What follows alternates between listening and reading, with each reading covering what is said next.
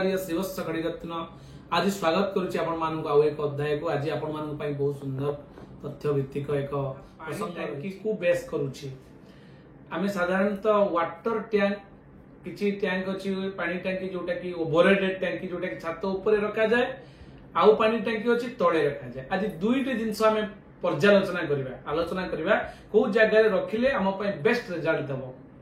देखंतु उत्तर एवं पूर्व दिग होची सोर्स ऑफ वाटर एनर्जी जोटा कि पानी रो जलर स्रोत रो शक्ति रो उत्स होची आपनकर उत्तर एवं पूर्व दिग। तेणु से दिगर तले जदि ग्राउंड करूचंदी वाटर टैंक जोटा कि आपनकर अंडरग्राउंड टैंकी करूचंदी ताले आपण सब बेले माने सेप्टिक टैंक को छाड़ी की केवल पानी जमा हे करियो। सेप्टिक टैंक माने टॉयलेट रो टैंकी को छाड़ी की आपण वाटर टैंक केवल आपण करि परिबे नॉर्थ रु ईस्ट पर्यंत।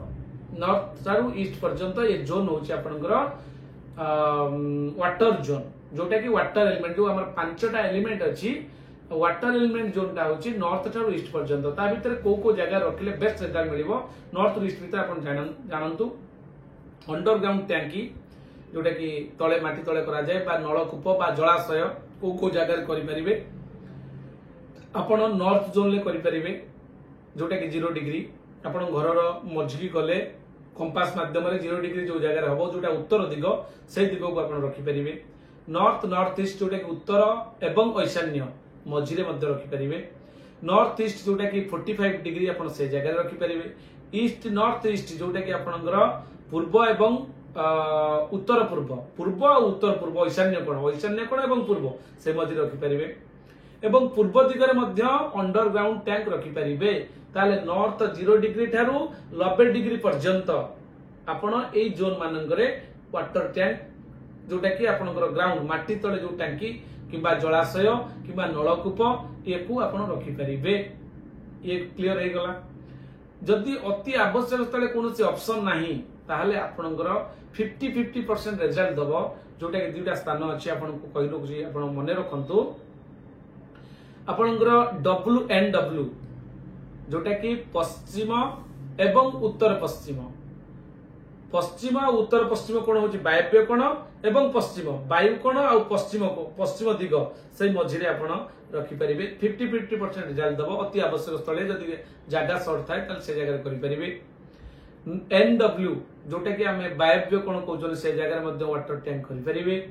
Air element and water and both are equal to each other. परवर्ती समय आपनकर नॉर्थ नॉर्थ W जोटा कि NNW नॉर्थ उत्तर एवं NW वायव्य वायु कोण एवं उत्तर दिग मझिरे आपण वाटर ग्राउंड टैंक करि परिबे। एथिरे कोनोसी प्रॉब्लम नाही किंतु 50-50% रिजल्ट दबो। जहा पूर्व 5टी स्थान रे दबा कथा एठी से देई परिबो नाही। 50 रिजल्ट दबो किंतु विशेष क्षति हबो नाही। एबे आसंतु जानिबा ओवरहेड टैंकी वाटर टैंक अर्थात जो हमें पानी टैंकी छात ऊपर बसने बहुत लोकंकर प्रश्न थाए जे हमें पानी टैंकी को जगह रे करबा छात ऊपर को जगह रे रखिबा। तो 16टा जोन अछि 16टा दिग अछि 16टा जोन भितरे को जगह रे हमें पानी टैंकी रखिले बेस्ट रिजल्ट दबो वास्तुजनित दोष रहिबो नाही।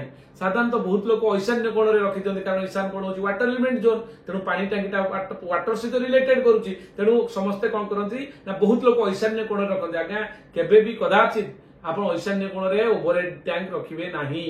वाटर टैंक केबे भी रखिबे नहीं कारण सेटा वास्तु पुरुषर मुंड ऊपर जदि वजनदार किछि लोक रखନ୍ତି ताले आपनकर ब्रेन समस्या देखा दो ब्रेन स्ट्रोक देखा दो आपनकर माइग्रेशन बढ़ी जीवो मुंड बिंधार कारण हो आ बहुत हेजिटेशन भीतर आपण रहिबे बुझि परछंती।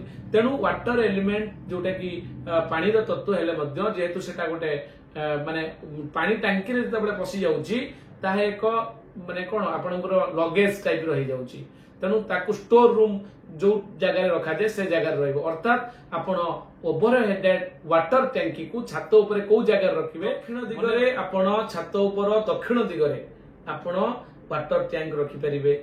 SSW रे रखि परिबे जोटा कि साउथ साउथ वेस्ट नैऋत्य एवं दक्षिण दीटा कोण मझिरे सेठी मध्ये आपण रखि परिबे माने दक्षिण दिग को लागि की पाख जगहटा सेठी मध्ये रखि परिबे। ये बहुत भलो रिजल्ट दबो।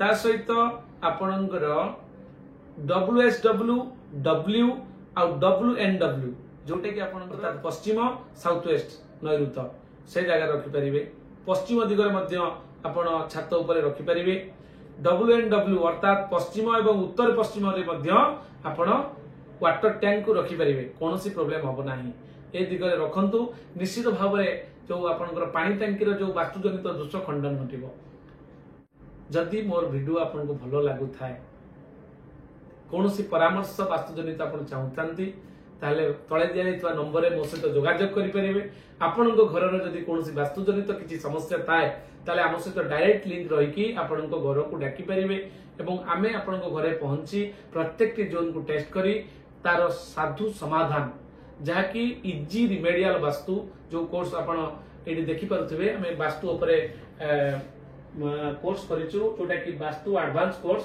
जोटा कि आम दिल्ली रे आम वास्तु शिखर आचार्य पंकज ठारू आम शिखी हासिल करिचु तेणु से बाबद अर्थात साइंटिफिकली आपन को आम निश्चित भाव बेस्ट रिजल्ट देबो बोली हमर आशा और विश्वास एतिके रहिली ओम क्रीम महाकाली नमः जय जगन्नाथ।